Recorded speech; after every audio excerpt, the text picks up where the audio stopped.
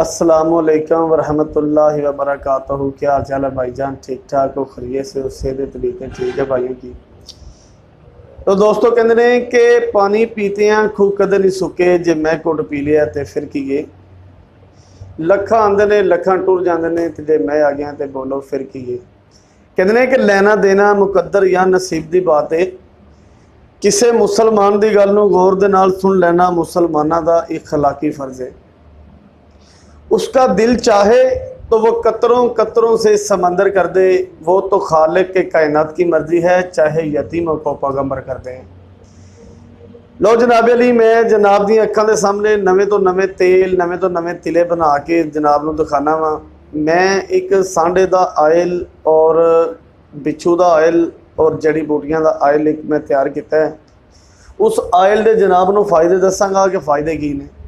सब तो पहला उस तेल का फायदा है कि जिहड़ा बंदा कहता ना मेरे जोड़ों च दर्द है, मेरे गोडे च दर्द है, कमर च दर्द है, पुरानी तो पुरानी दर्द है, लो दो दो चार चार कतरे मेरे को लैके फ्री ला लो, लाद्या लाद्या दर्दां नूं खत्म कर देवे। तो तारीफ मेरे मालिक की है जिन्हें कुदरती दवाई पैदा की इस जानवर के अंदर।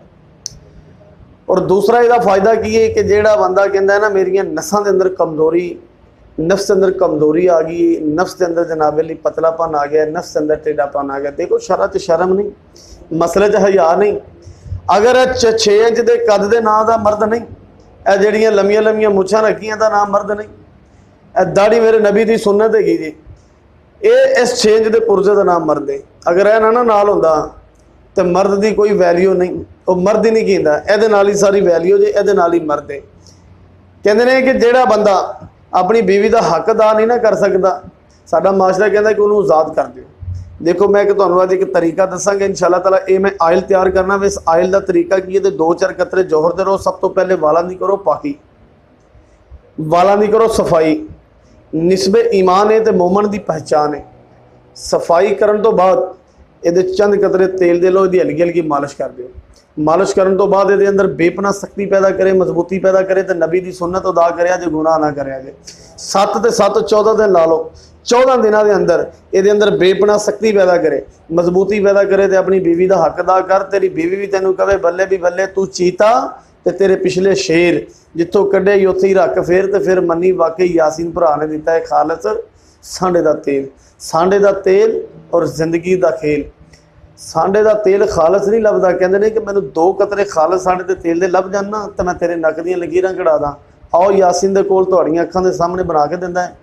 बिल्कुल प्योर और खालस और ओरिजिनल तेल होंदा। और नर का तेल बनाना, मैं मादी का आयल नहीं बनाता।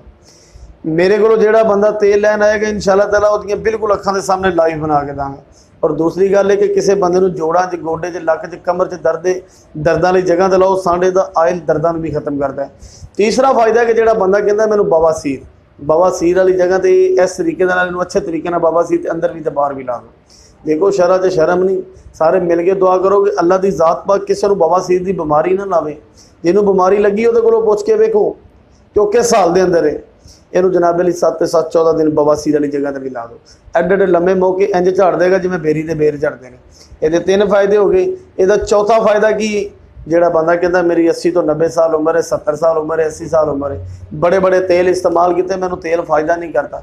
लो जी ये बजुर्ग ला के मेरी दावत है। बजुर्ग बंदे इस आयल की करन, ये चंद कतरे लैके ना आयल दे, इनू रीढ़ की हड्डी के पिछली दे ला दें। इस जगह के पिछे हड्डी के उत्ते लाणगे ना कमर ते, इंशाअल्लाह ताला जोड़ों की दर्द भी खत्म करेगा और रीढ़ की हड्डी के लाने के नाल पट्ठियां भी ताकत देगा। बेटना गल मैं करनी सी दोस्तों नाल कि देखो अक्सर लोग है ने कि मेरी वीडियो के थल्ले नंबर आपने दिते ने, तो उसकी वजह तो कुछ लोगों ने कंप्लेन की कि मैं आयल मंगवाया तो मैनू फायदा नहीं। देखो मेरे तक कोई बंदा पहुँचा ही नहीं, मैं किस तरह कह कि मैं आयल दिता है। मैं जेडे दोस्त नूं जेडे बंदे नूं आयल भेजने अपनी स्टैंप ला के अपना कार्ड के उत्ते सारा कुछ अपनी दुकान का एड्रैस पता नाल भेजना। और दूसरी गल है कि लोग मेरी वीडियो भी चोरी कर लेंदे ने और उस तो बाद अपना जिहड़ा ना थल्ले नंबर भी अपने दे देंदे ने। तो तुसीं कोशिश करा करो कि रीजनल बंदा देखो कि रीजनल बंदा किहड़ा है, उहदे कोलों तुसीं जिहड़ा ना आयल मंगाओ। अगर इंशाअल्लाह ताला तुसीं मेरे कोलों कोई भी चीज़ मंगवाई है ना, अगर कोई मसला मसाइल होवे तो मैं उसदा जिम्मेदार हाँ। तो इंशाअल्लाह ताला यासीन भाई कोलों तुहानूं जिहड़ी भी चीज़ लभेगी अल्लाह के हुक्म दे नाल इंशाअल्लाह ताला तुहानूं 1 नंबर और बिल्कुल प्योर लभेगी।